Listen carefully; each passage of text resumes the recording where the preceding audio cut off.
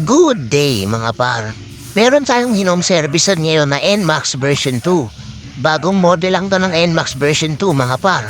Ang issue nito ay biglang nag-stock up ang kanyang ignition knob. Hindi naman low-bat ang battery ng motor at bagong palit din ang battery ng remote. Pero stock up at ayaw niyang mapihit mga par.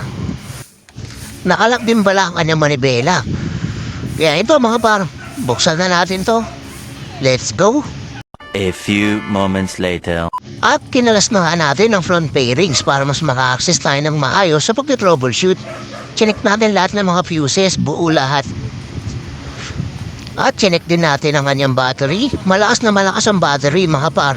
12.6. Pinadiagnose na rin pala ito ni Sir sa Yamaha.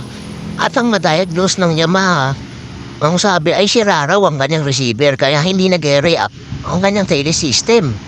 Kaya ang ginawa ni Sir ay inuwihan na lang muna ang kanyang unit. Ayan mga par, check natin. Nag-response naman ang kanyang remote. Nag-red naman dahil bago ang battery nito. Pero ayaw mag-response ng kanyang tailist. Matigas at ayaw mapihit. Yeah, ito mga par. Repair na natin ang tailist system nito. Let's go. A few moments later. At tatapos na nga natin gawin ng keyless system ng NMAX ni Sir. Ayan mga para check natin. Nag-response na ang ganyang keyless system. Hindi kagaya kanina na kahit anong pindot natin at kahit anong pihit ay hindi tumutunog at hindi gumagalaw ang kanyang solenoid.